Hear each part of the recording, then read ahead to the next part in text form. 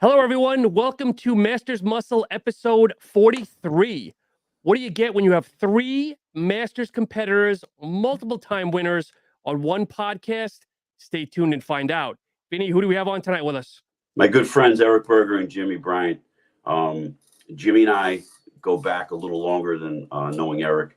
We go back to Universal Animal Days back at the cage during the Arnold Expos. And we met a bunch of times. I believe a couple times with your son, right? We met. Yeah, he was up there as well, up at the cage. Yeah, and we trained at the World Gym a few times with the ABCs. Yeah. And Jimmy and I always got along, and then at the Masters Baltimore Pro in 2019, Eric and I met for the first time, and the three of us always have a good time talking. We share a lot of the same battle stories, and being roughly around the same ages, we can respect and relate to a lot of things that come with the territory of training. Well, I think three of us together are almost like over 90 years, about 100 years of training, right? Yeah, that's right. Yeah, I mean, the two of you guys are banging away still. I can't train as heavy as these guys, and I get motivation from them when I'm watching their Instagram videos, and I scratch my head and I'm like, how the hell are they still doing that? Especially Jimmy. Jimmy's like, and Eric, he just did a powerlifting meet, and they inspire me to bring out the best in me, and hopefully I do the same for them. And I'm glad you guys could join us tonight. So welcome to Masters Muscle. Appreciate you having us. Yeah, thank you. No, it's a pleasure. You're welcome. So, guys, for people that aren't familiar with Jimmy and Eric, how did you guys get your pro cards? Go ahead, Eric. I started competing, and I pretty much competed all throughout the 90s, and for all intents and purposes, retired at 98, I believe it was. I think either the Mr. Florida, I think the Mr. Ohio. I did the Mr. Florida and Mr. Ohio both my last year that I competed. Never thought I would compete again, and then after a 21-year hiatus, I competed again in 2017, and wow. then I actually got my pro card at the 2019 Masters Nationals. So what made you decide to put the trunks back on and come back after a hiatus? Boy, so when I competed, of course, like Vinny and Jimmy as well too, back when we first started, I mean, there was men's bodybuilding and women's bodybuilding. That was it, right? Yep. And and you guys might all know Dave Marinelli. I don't know if that name rings a bell, but so I was a Florida guy. I originally from Ohio, but I'd moved to Florida after I graduated from college, and met Dave. We lived kind of South Florida, Southeast Florida. And so we competed together a couple times, and I competed as a light heavyweight. And I'm, roughly 5'9", give or take. I'm shrinking now, so I can sometimes, unfortunately, measure 5'8" and change. But so back then, on the taller side for a light heavyweight, and I came in at the top of the light heavies, but. And I did decent, I placed second at the Mr. Florida 111, MPC shows as an amateur. And I knew all the judges, and they're like, Eric, you just need to come in at like 230, 235 on stage, and, to take it to the next level. Right. And I'd been at it like, Vin had mentioned earlier, I started training when I was 14. So, and really like to the point where I knew what I was doing, probably like 18, 19 years old. So I'd been, training pretty hard for over a decade, and just didn't really think that genetically there was any way I was going to be able to, walk around at, 250, 260 and diet down to, 230. Yeah. Didn't think it was in the cards. And then I moved to Ohio, opened up a gym, and had a couple kids, and so I pretty much, retired. Never thought that I'd compete again. And then I digress considerably. But Dave Marinelli, I hadn't talked to Dave since the 90s, and I have no idea how the hell he got a hold of my phone number. But I get a random call one day, and He's like, Eric. And I said, yeah. He's like, this is Dave. I said, Dave who? And one of my best friends that from first grade's name is Dave. I was like, Dave. He's like, Dave Marinelli. I was like, holy shit. and Dave was old back then, right? Like he was an old man, wearing a hairpiece, competing on stage in the 90s. And I was like, Christ, he's like, you're still alive? He's like, fuck you. so we caught up, and he said, hey, what do you think about this new classic physique division? And I had actually stopped really following, bodybuilding for the last, several years. And I was like, Dave, I said, I have no idea. And at the time I was like, I couldn't even tell you like who just won the Mr. Olympia. I was like, I don't even follow it. He was like, holy shit. And he's like, you got to check out this classic physique division. He said, I know it's like, based off of your height. He said, I think you're right there, like at the weight cap that they will allow. He goes, I think you'd be perfect for it. And so that ultimately, without digressing anymore, and there's some more kind of humorous background to that. When I went down, he was like, well, come down, drive down, let me take a look at you. I mean, I hadn't trained legs in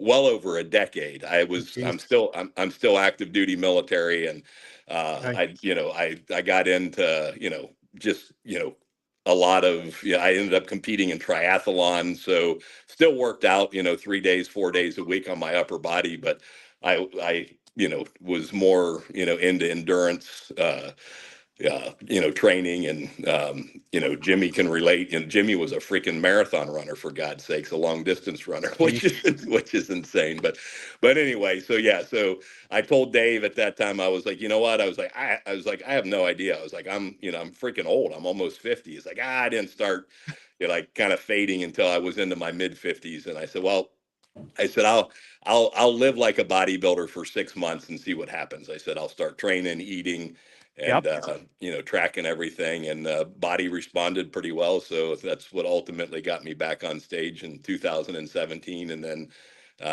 actually 2018, I ended up just missing my pro card at nationals and North Americans. And then I won my class at the 2019 Masters Nationals. Cool. Nice. Jimmy, floor is yours.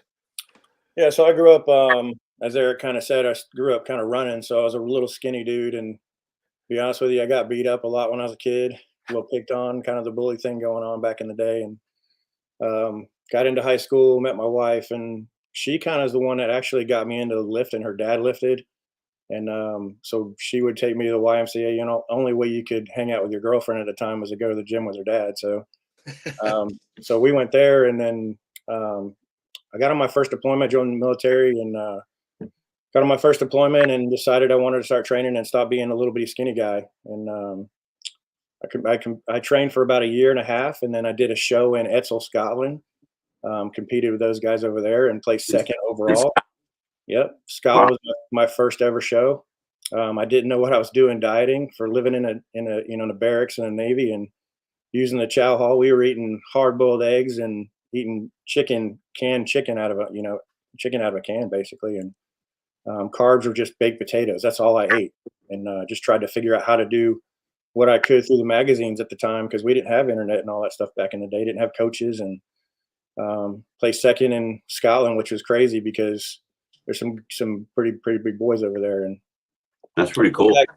I came back from Scotland about a month later, and then competed in Jackson, Mississippi, and won the overall up at Jackson at the Gold Gym Classic in 1991. I just kind of got into the military thing and just kind of backed off of competing for a while, and a while being, till I was 45 years old. So going from 21 to 45 years old, I got out of the Navy in 2012 and decided to do a little powerlifting, and I got really big, and that's kind of when I met Vinny up at Big Al's gym up in Delaware. We did an all right. Did we meet there first or at we met there first, yeah. Okay.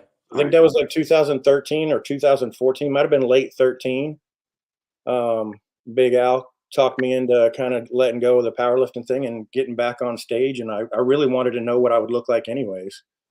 And I had followed bodybuilding and been working out the entire time I was in the Navy, and got pretty strong, I guess, for an old guy, and had a couple national powerlifting records at the time. But I definitely wanted to get back on stage, and Al talked me into doing it. And we did the 2015 Mississippi State Championships, and won the heavyweight in the open class there. Placed second in the Masters there, and then decided to take that year off and try to grow some more. Same thing as kind of Eric is. When you're in the Navy and you're running and doing all your PT stuff, you're not really training legs that hard because you put on all that weight. It's hard to keep those PT scores in, because you got to have a certain score to pass.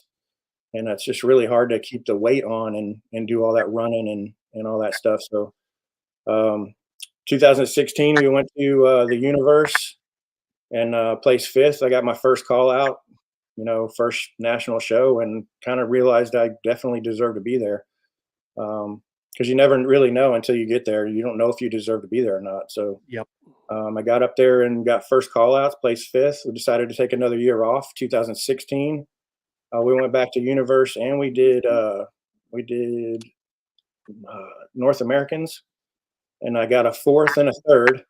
So I was progressing in the classes, and decided to take 2018 off because that was our 30th anniversary for me and the wife being married. So took that off for us, and then 2019 switched over from Big Al over to John Jewett. Kind of just didn't want to leave Al hanging when I took that year off, and wanted to learn some new school stuff from some guys, and John Jewett was the guy that I chose. And we did another show over in Louisiana to get qualified for another national show. So in 2019 we did a local show, and then we did Masters Nationals, placed third there, and then come back 8 weeks later. They said you need to come back in 8 weeks. I was about to call it a year. Okay. Between the judges and my wife really pushing me to go back 8 weeks later, I put 8 pounds back on in 8 weeks for stage weight, and was able to turn pro there. So I won the heavyweight class there, and then went to the overall and got second place. They gave out 4 pro cards that year. For Masters for 40. I was 49 years old competing against the 42-year-old guy. So nice. What show was that, Jimmy? That was North Americans. North Americans. Okay. Yeah. And what year? I'm sorry. That was in 2019. 19. Okay. So we actually got our pro cards the same year. Same year. I did Masters Nationals that year, and I placed third, and then just came back 8 weeks later, and he said, "Come back heavier. If you're bigger, you can win the show." So I came That's back. crazy. We actually were at both those shows because I was planning on doing the North Americans regardless. Yeah, right. And then they had the Pittsburgh Pro, the Masters Pro in conjunction with the North Americans. And I was there. Yeah. We all three were. Yeah. I won the over 50 and the over 40 in the pros. That's funny. Did it? Yeah. I won. I did classic then. I did. I was following Vinny. I was following Vinny ever since I met him. I was always watching him, so it was kind of cool to see him there and see what. So just to clear things up for people who don't know, Big Al was a friend of Jimmy and ours for many years, and he was a national level competitor, and he turned coach, and he cranked out a few guys with some good wins. But unfortunately, Big Al's not with us anymore. He's training up in the sky there with the big guy. But I just wanted to throw that out there because a lot of people don't know who he was. But, yes. So after I met you at that ABC, because my son had a college football game up in Virginia, we decided, hey, I wanted to meet Al. And so we drove to Delaware that weekend. We drove from here down to Mississippi, South Mississippi, all the way up to Virginia to watch a football game. And then we drove up to Delaware the next day and did that ABC. That's where I met you at. Okay. And then a month later, I was like, well, I was going to ask you if you wanted to stay over, but I didn't know if you're some kind of serial killer or not. We didn't want to stay at my house. And we were like, we don't really want to stay at his house because he might be a serial killer. So we were kind of thinking the same thing. That's great. A month later, I went up to there and stayed with Al for a week, and he kind of taught me some ins and outs of some things. And we trained at Greg Long's, trained at Big Ant's basement gym, and had a really good time for the week that I was up there with him. So I got to spend a good week with him, and that's a priceless thing now that he's passed. So yeah. If anybody's ever in the Philadelphia area, Oh man, I can't think of the town. What was that? Do you remember the town? I don't. Trevose, Pennsylvania. It was pretty close to Al's place. It wasn't but an hour or so away.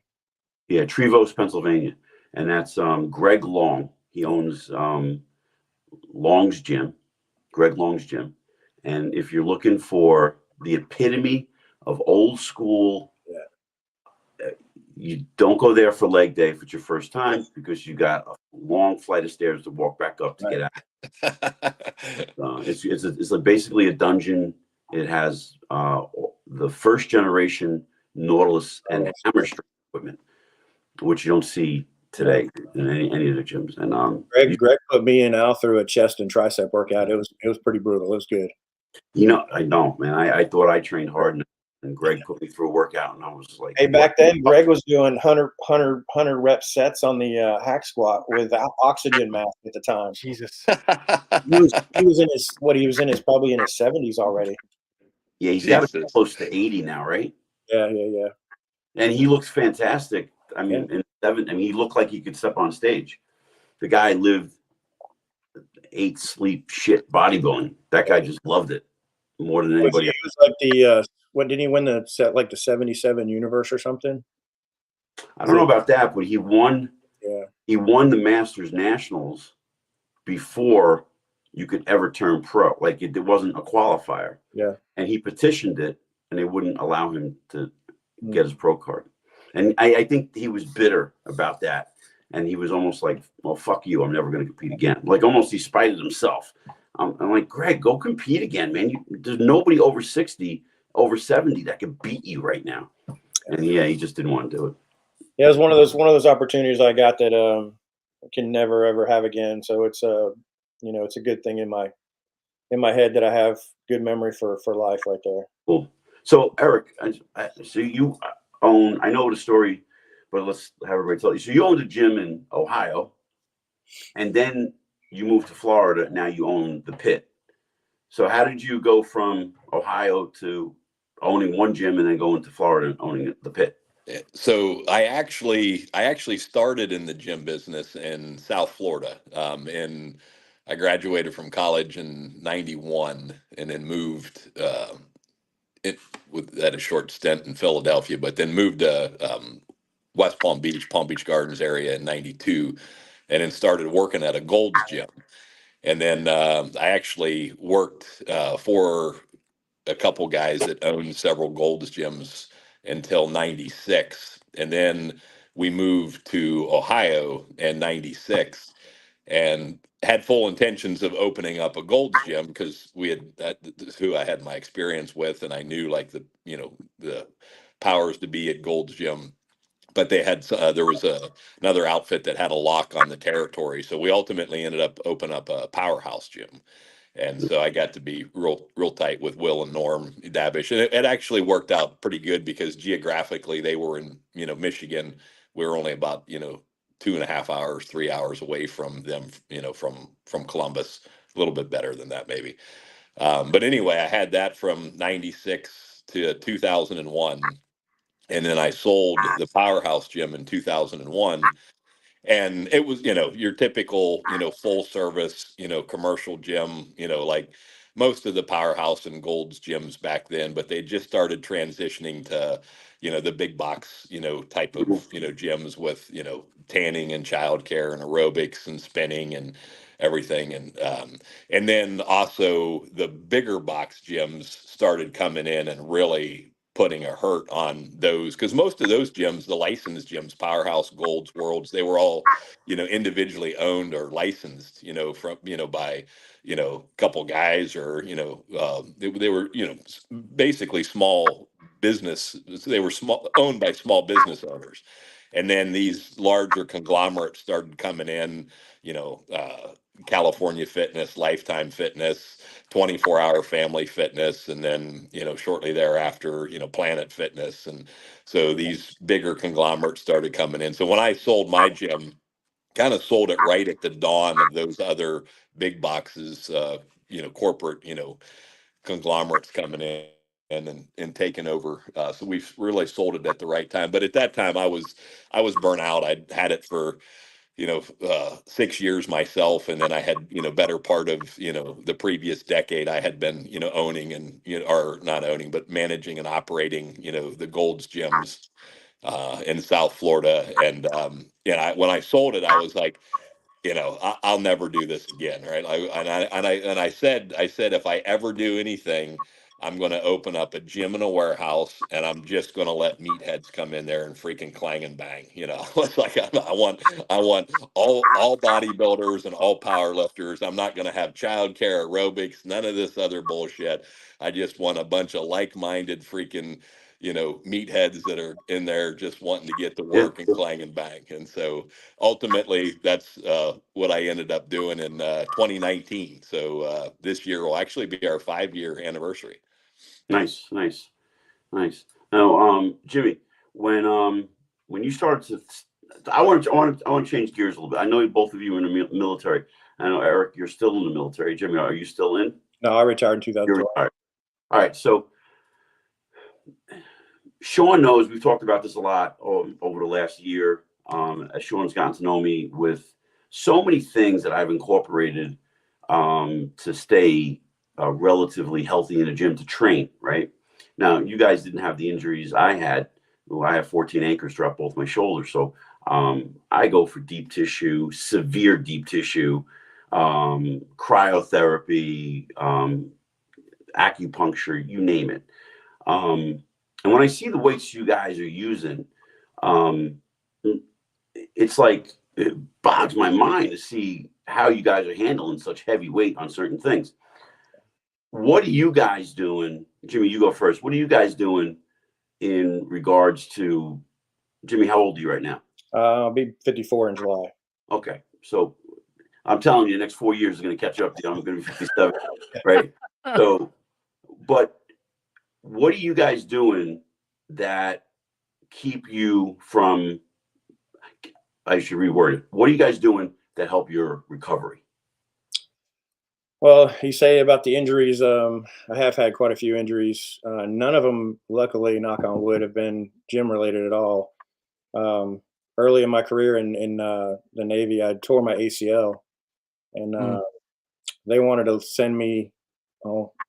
I tore it in 91 or 90 in Guam, and then I re-tore my meniscus in 97 when I was in Iceland, and they wanted to send me away from my family for 6 months to get a rehab done in Bethesda in Maryland. And I denied the surgery. So I haven't had an ACL or a meniscus, partial meniscus in my knee since 97 that I can know of, probably 90-ish. Wow. And then I tore my shoulder and I broke my back, had a little fracture in my back. And when I was in Hawaii in 2000, 2001 timeframe, I had shoulder surgery there. And then I didn't have shoulder surgery or back surgery until 2006. When I came back from my first trip to Afghanistan. And so I have had quite a few injuries, and I have had another shoulder surgery since I retired on the same shoulder that I had my first one on. So I do have those injuries. But as far as recovery goes, I just love to lift heavy as I can go. Now, there's days that I go in there and I'll feel like I'm going to lift heavy, but the body's not going to let it happen. Sure. So I'll just back off and do higher rep sets. And, higher rep sets for me, for my legs, since I was an endurance guy being a runner, I really feel like the high rep stuff works for legs for me really, really well.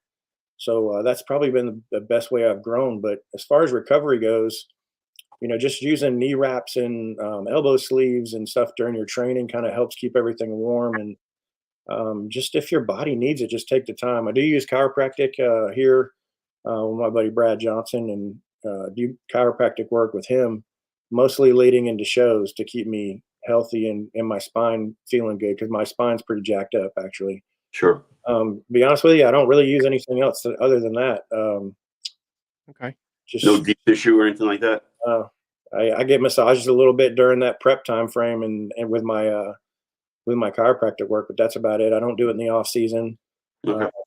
Just there's one part of town I don't really go to, and that's the side of town that is I probably need to make some more time for it just to help out a little bit. But as far as recovery goes, I feel like my food and my diet and everything help my recovery.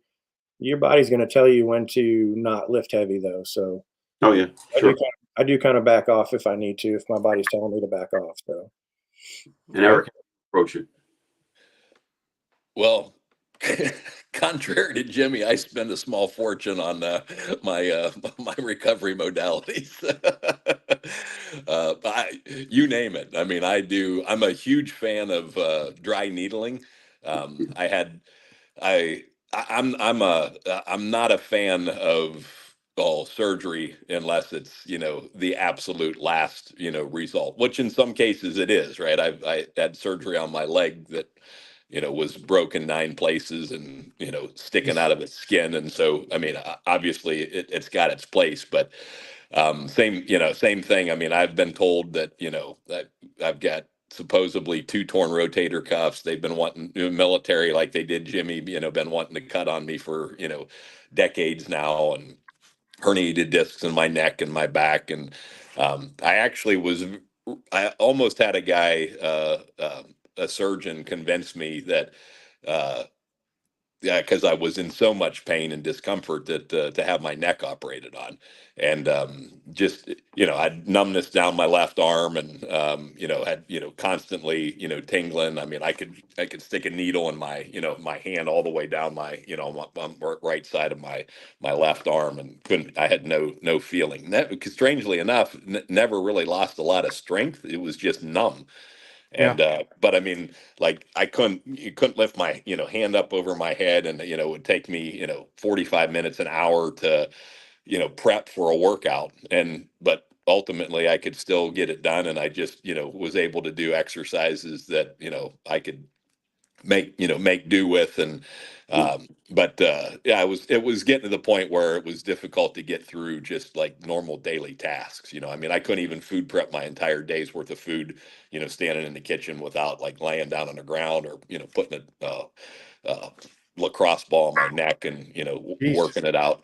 So was really close to getting all surgery on my neck. They were going to put prosthetic discs in my neck and remove 3 discs, and it just honestly, I think by the grace of God, I stumbled across this physical therapist in Florida. You have to actually have a PhD in physical therapy, so they're doctors. And he actually he did just kind of a diagnosis on me, and ultimately one bout of dry needling and some deep tissue work, and I was probably about 65% better within like 90 Oh, wow. minutes. So I've had some dry needling done twice, and it's been phenomenal. Yeah, Is I dry was needling completely acupuncture? sold. What's that, Is Vince? dry needling acupuncture?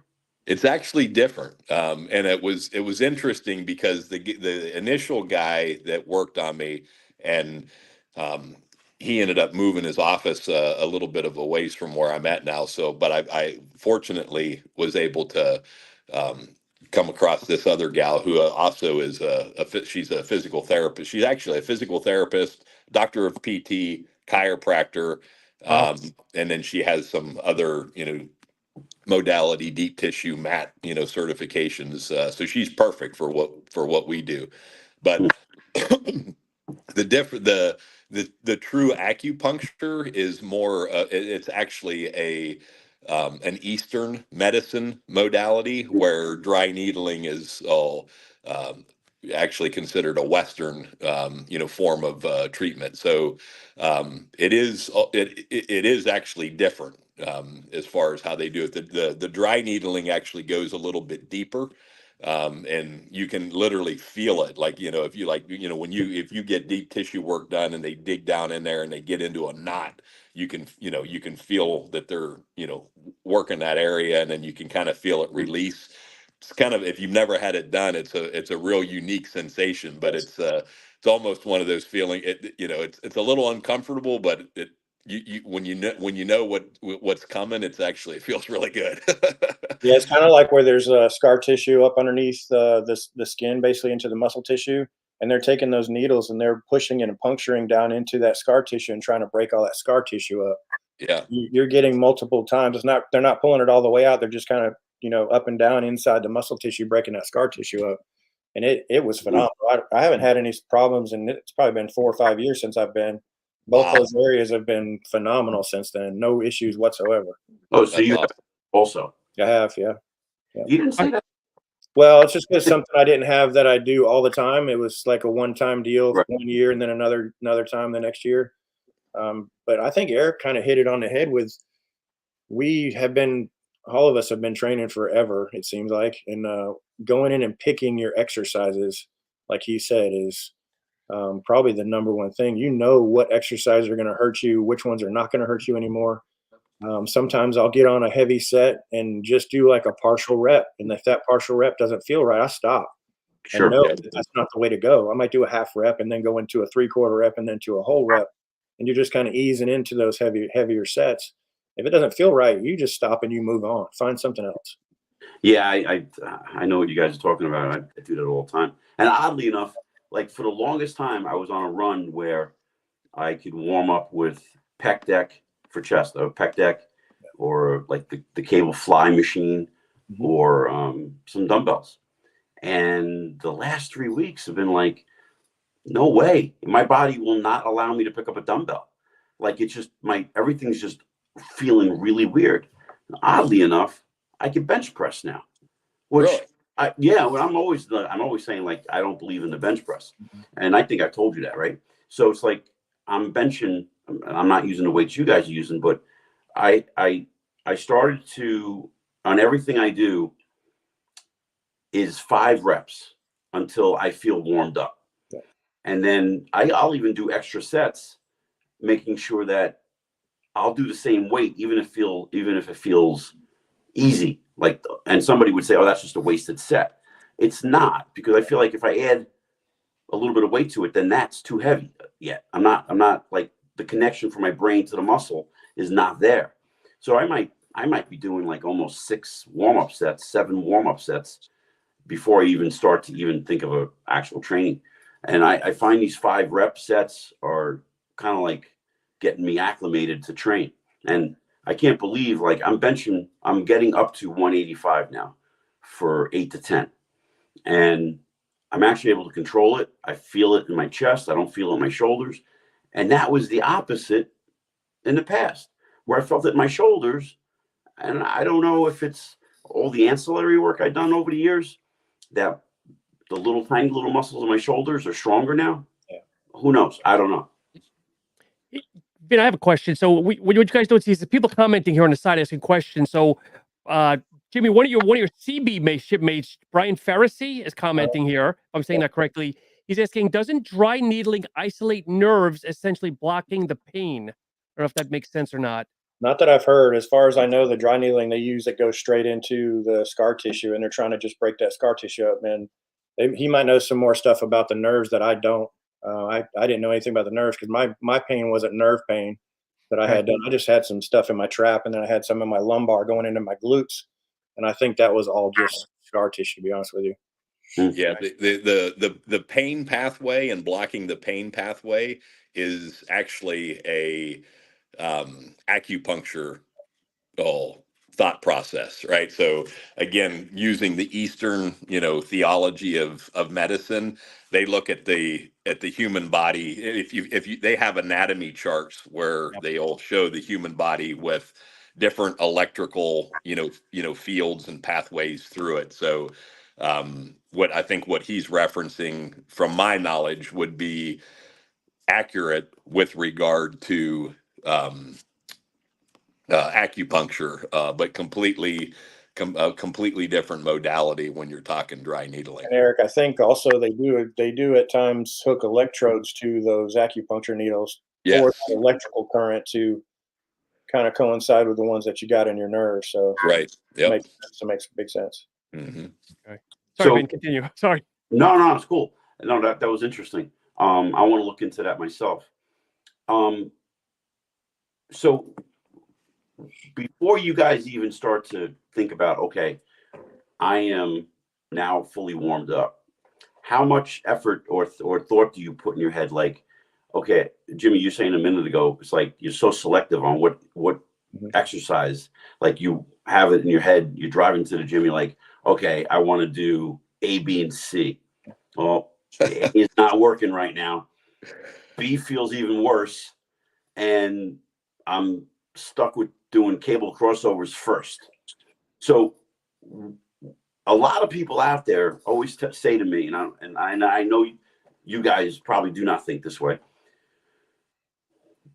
and I say this all the time: focus on what you can do, not what you can't do. So if you have a plan, and that plan's not going the way you want it, and you're thinking, okay, I'm going backwards in my training. I'm starting with an isolation movement that I didn't want to do. Do you regroup, set yourself up, make sure that exercise is working at full capacity, you're getting a pump, you feel great, and then how do you then say, okay, I'm going to go try A, I'm going to go try B? Yeah, what do you guys do in that situation where you got to change your game plan? So this is kind of where the push-pull legs thing really is good, and up to a certain point. I use push-pull legs a lot with John Jewett. When I took that year off in 22, I decided to go back to my old school ways and just go in there and train, pick some exercises and go train. And that's when I started feeling a lot of the exercises that I was selecting wasn't working. So if I got on, say, Smith machine shoulder press and it wasn't working, you can set the angles down a little bit differently and still hit it and still hit your shoulders pretty well. Or just go find a machine that feels a little bit better. You just got to go find something different that works for the same movement. Yeah. Like shoulder presses or whatever. I haven't touched a barbell as far as barbell presses or even any dumbbells in probably, 8 to 10 years. When I retired from, got done with powerlifting, I don't think I've benched but maybe once or twice since then. I've not used a barbell for bench at all because there's so many good machines out there. And my gym at Top Guns has a lot of really good old school hammer strength, and he gets new equipment in every year, but he gets new stuff in on the request of us. Like, we want to try this or try that, or maybe I've tried something at another gym somewhere, and those machines just work so much better for the ergonomics of the way our bodies are. It's just something that works. Like if I get into a set and get, like you said, Vinny, you get kind of into a certain spot, you get to a certain weight. If I don't think that weight can increase, I'll stick with that weight for those. Those can be my 3 working sets or my 2 working sets for that same weight. I don't go back up. I don't go up anymore. I may even go down and drop set down into a higher rep, 15 or 20 rep set. So it's just either finding a different piece of equipment to kind of simulate that same body part, or incline press or a shoulder press or whatever. I have used the pec deck first for a while on chest and really felt like that really got to a point where it was really, really good for a long time, but I was stacking that thing out, throwing a gym pin on there, trying to pec deck as much weight as possible. It's like it's getting a little bit too heavy. May start getting injured if you go up any more heavier. So it's time to change your exercise selection a little bit. So that's when I went to going back to like incline press first for a little while. See, that's the key right there. Yeah. Knowing when to change. Yeah. I think a lot of guys today, a lot of younger competitors, don't know, hey, can I change this up? And I try to tell them there's no rules here. Right. Your body dictates what you're doing next. That's why I don't think that push-pull legs works after a certain point, because they're continually chasing a number. They're continuously chasing a rep. They're continuously chasing heavier weight. And that's great, but it only goes so far. Once you get to that heavy weight, like I thought that pec deck with, the stack on it and gym pinning another 50 or 60 or 70 pounds on it, it's getting to the point where this could lead to injury if you keep going heavier. Yeah. It's time to change it up.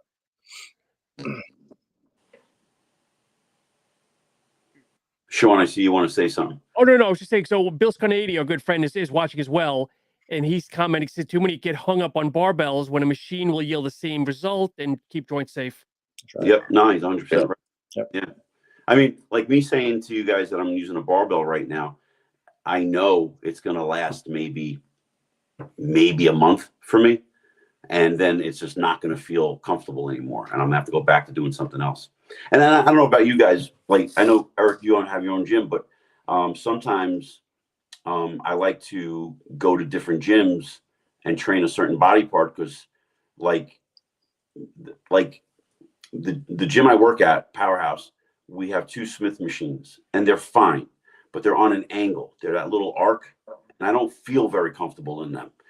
But Signature in Belleville, New Jersey, has the old school Cybex Smith machine where it's straight up and down, and it's just an amazing feel. And I'll go there I go out of my way just to go there and make sure I get a good workout, especially when I'm training for a contest. And now I'll go because it's off season, and I just want to walk away from having a good workout. You know, do you guys experience the same thing where you'll see yourselves going to different gyms? Yeah, go ahead, Eric. Yeah. Well, so like right now, as we're speaking, I'm up in DC. So I'm on an assignment with in DC with work. So, and this is I just started my my third year up here. So I'm up here for about 3 weeks, and then I'm back home in Jacksonville for like 12 days or so a month. So when I'm back in Jacksonville, I train exclusively at my gym. But there's 2 gyms up here that I train at, and same thing. Like depending on what I'm training, will depend on which gym up here I go to. But yeah, definitely like, and there's a couple gyms that are really well equipped up here. And like you were saying, I especially at my own gym, talking about like going in and having something in your head that you want to get accomplished, workout wise, and then especially when you get to our age, north of 50, your body has different plans for that day. I got young kids all the time. They're like, what kind of programming do you follow? And I was like, programming. It's like, I mean, and I mean, shoot, I'll go in sometimes and it won't even be like modifying a specific body part workout. I mean, it'll be like, warming up, and then, getting into like, your first exercise and being like, I'm training a completely different body part today, because I don't want to waste a workout, right? If my knees are just not having it, or my shoulders are, acting up, and I'm like, there's no, I can another day or 2 of rest for that, particular body part for my joints or my back or my knees, will allow me to get a better workout. I'll completely switch gears, and I never used to do that. Probably why I spend so damn much money nowadays on freaking modality work and freaking recovery work, because I'm a slow learner. It took me a long time to like not just grind through that, right? It's like, no, damn it, we're doing freaking deadlifts today, regardless. Have you guys ever gone into the gym, an exercise feels amazing, and you say, screw it, I'm staying right here on this one exercise for 12 to 15 sets, not changing anything? So let's say, for conversation's sake, you're on a hammer incline bench, and you got your warm-ups under your belt, and you do your first set, and you're like, wow, this just feels amazing today. And like Jimmy, you said earlier, like sometimes you'll stay at the same weight. Have you ever just stayed on the same exercise? Never Never have. I find myself doing that lately, because the pool of exercises that I have to pick from are so like, right. Yeah. Yeah, I probably not that many sets, but I mean, there'll be times where, I'll go in and I don't know why. A lot of times it ends up being like the first set of the, of the body part, it just all of a sudden, it feels light, I'm able to really feel like the muscle contracting. And so maybe if my initial intent was to, warm up well, and then get 2, maybe 3 top sets, if that's going well, and I'm like, geez, and especially if I feel like I'm, I can go up and wait and take advantage of that and still, uh maintain good form, then I'll ride that wave until I expend it. But maybe maybe 4 to 6 solid working sets. I usually don't do more than typically 2 working sets to failure on each exercise, once I'm completely warmed up. Mm-hmm. Cool. So Yeah, Bryan, I'm sorry, Jimmy, go ahead. I haven't been in the same gym on the last 3 Saturdays. We travel quite a bit on the weekends to doing either grandkids cheerleading or whatever. And I haven't been in the same gym on a Saturday, I think, in the last 3 weeks. And we're going to be over in Eric's neck of the woods in Jacksonville next weekend. So, or this weekend coming up. So trying to get all that traveling and stuff done before prep really kind of gets kicking in hard, and, enjoy the family a little bit before we really get kicked in and start pushing. Yeah, sure. Sean, what was your question? So Bryan was asking about training. Do you both work on percentages of a 1 rep max or max effort weights? Does that make sense? Yeah, no. That's kind of more the powerlifting side. I don't think there's many bodybuilders that really lift off a percentage of any kind of max rep anymore. That's more powerlifting side. I think, Eric, you just did a powerlifting meet just not long ago. So do you alter your training for the powerlifting meet and then back over? No, I drive, because I probably have about 70% of my, probably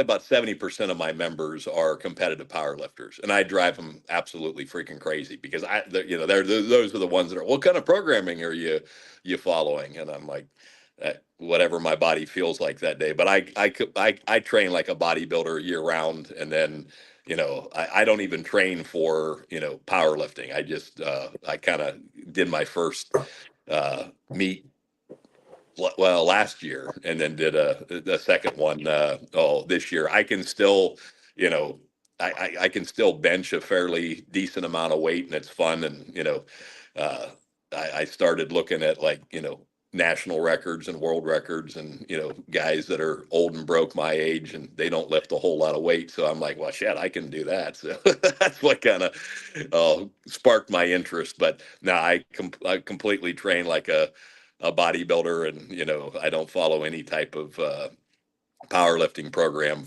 and I just did bench only in the meets. But when I'm done bodybuilding, when that day comes to hang up the posing trunks, I may do a full powerlifting meet. But I kind of knew what I could do when I was powerlifting. I don't know if I could ever get back to that, so I don't know if I want to go back to that or not. It's hard it's hard on the body. I did 2 meets, and I could never do it again. Yeah. So what are the next competitions for you guys, or do you have something set on the calendar yet?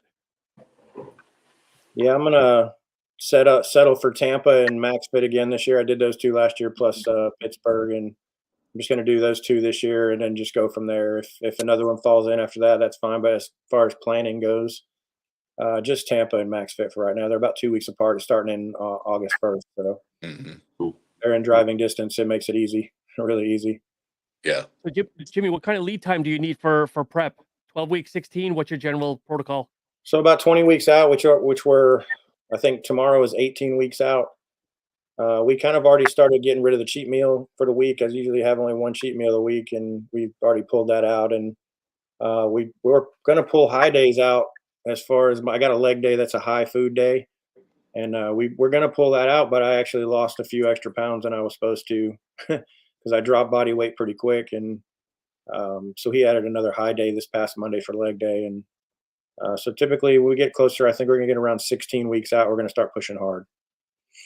Are you still with John now? I don't know if you mentioned you still with John now, or I'm with Jason Aber. He's a 212 pro. He placed 3rd at New York Pro, I believe, last year. Okay. And he did Atlanta last year, and I think he placed 4th. Okay, cool. A good 212 guy, and Jason and me are super alike. I'll kind of send him my pictures and what's been going on for the week, and I'll think to myself, Jason's going to probably get me to do this and this and this, and then he'll send it back, and it's almost identical. Like, we have such exact mindsets with this, so we're a perfect match. So it's been awesome. And Eric, anything on the agenda for you, Eric? Yeah, ironically, Jimmy turned me on to Jason. So Jimmy and I are both actually working with Jason. Oh, nice. But yeah, I'm planning on doing the Chicago Pro, which is 2 weeks before Tampa, and then most likely jumping in Tampa again. Depending on my work schedule, I'd like to do MaxFit. I like that show. He does a really nice job, and it's the venue's great, and it's right on the water, so it's a nice little getaway for the wife and I as well too. And always like hanging out with Jimmy and his wife afterwards. And so if I can do that, if I can swing that, I'll do that show. I think Jason is actually going to try to go to that show because it's relatively one of the closer ones to him. And then a couple of more, on the radar, there's Tim Gardner added a couple, actually divisions to some of the shows that he normally puts on, but so he's bringing back classic and bodybuilding for the Hurricane Pro and the Atlantic Coast Pro, which are later in the year, like October, November. So we'll see. That's kind of on my radar as well too, but kicking it off with the Chicago Pro. Nice. Are you guys surprised at how popular now, I'm going to say, the Masters divisions are? Because I know Vinny and I talked about this. Go back many years ago, you might have 2, 3, 5 competitors, Vin, going back years, and now you got dozens upon dozens on good shows. Yeah, it's growing, but my experience, I don't know about you guys, I run into people who are the powers to be in the sport, coaches, top end guys, and they couldn't care less that I won 8 pro shows that are in the Masters division. So it hurts a little bit that we're doing well, and I thought with this growing the way it is, when we have some really good guys competing, but it's almost like, oh, that's cute. Yeah. Not really serious, but that's cute. So hopefully the Masters Olympia comes back next year, and that's where my head's at. I'm resting now. I think me and Vinny, we talked, it's probably been about 2 or 3 years ago. We tried to put our minds together and see how we could really get Masters bodybuilding pushed, and just trying to get the word out and talk to people and just keep on doing what we're doing in the gym and showing what we're doing, what we're capable of. Like I talked to these guys, Sean, I said, I didn't know earlier on, I didn't know what I was going to do. I was planning on a show, and I'm like, I'm pushing this. And when you push a contest, bad things happen. Either you have an injury or bad placing, bad conditioning. And right now it's time for me to sit back. But when I was thinking about a contest, I said to Eric, I texted these guys, and I said, if I can get us a table at a contest with my Masters Muscle logo on the back and have us sit there and sign autographs for people to bring attention to what we do and who we are, and be treated like real pros, that would be really cool. And if any other pros that were entering the show, because when you see the list come out, I think on Monday night for the next week's contest, you can contact a few guys and say, hey, look, Eric's going to be at the table this hour. Jimmy's going to be at the table this hour. I'm going to be there. If you want to share it, and I just want to have opportunity to build this, and it doesn't seem like for us, it's being built. It's, I understand it's a business. I do, but it would be cool if we didn't have to pay our entry fee. Okay. And it would be cool if the money was dispersed over, like how Gary Udit does it. Gary takes in the entry fee, and then if there's 15 guys, all that money is put together, and then over top 3, that's who gets the prize money. And I like that idea. That's fine, but that's not the case for all the shows. So that's another reason why I want to be strategic on what show I want to pick, because we got to fly out. I don't have a sponsor anymore. I'm doing this on my own, and I want to pick the right show the next time I compete. Yeah, I think like Sean said, within the element of those individuals that are competing, it's definitely gained momentum, over the last several years. There's way more pro show. There used to be 1 or 2 Masters pro shows a year. Now, I did 6 pro shows last year, and that was, probably maybe half of, the Masters shows. That there were probably 12, 15 Masters shows throughout the country. So from a competitive standpoint, they're expanding on that, but I think that they're kind of maybe missing the boat a little bit, because a lot of the, there's people that are our age, that would be, I think, that may not be competitors, that would be interested in, just learning from people that have been doing it as long as we have, right? And I see that in my gym alone. I mean, I've got people constantly like, just asking me questions, and an older clientele too, 40 plus, 50 Yep. plus. But yeah, I mean, outside of us, that actually compete, you don't have any of the channels, per se. I mean, oh, this channel here is probably literally like the only one that even addresses the masters athlete. None of the bigger, or none of the bodybuilding channels, that even the ones that might mention the Masters Olympia in passing, Yep. they still didn't do anything leading up to it or anything like that. But yeah, I'd like to. It would be great, I mean, if it got a little bit more notoriety and a little bit more traction aside from just the competitors themselves. Well, hopefully it will. Like you said, like 3 years ago, there was only a couple shows. Now there's what, 12, 15? Yeah, I kind of hate to say that. I think that the Masters kind of brought this upon themselves a little bit with how many people turn pro as a master and then just never compete again, Right. It's still kind of happening, but it's not happening as much as it was 3 or 4 years ago. So it is getting better, and just spreading the word, this podcast, and hopefully sponsors start looking at this and say, hey, there is a market for this. There is Yeah. there is a need to watch what's going on with these guys, because it's not easy to go win a show because there's so many good people showing up. There's some amazing masters athletes out there that like I just went to the dentist on Monday, and my dentist is a fan of former fan of bodybuilding, so he knows, he remembers Albert Beckles and Clarence Bass and all those guys. And I'm like, Tony, it's like light years. That's another lifetime ago. And he goes, so what are the age groups? What, for man that you compete in the seniors? I go, first off, it's not seniors. This ain't golf. Yeah. So when I was he was telling me, I'm 55 now, and I'm 60 now, and it's hard. My metabolism's slowing down. I'm like, it's not hard. You're picking the wrong food.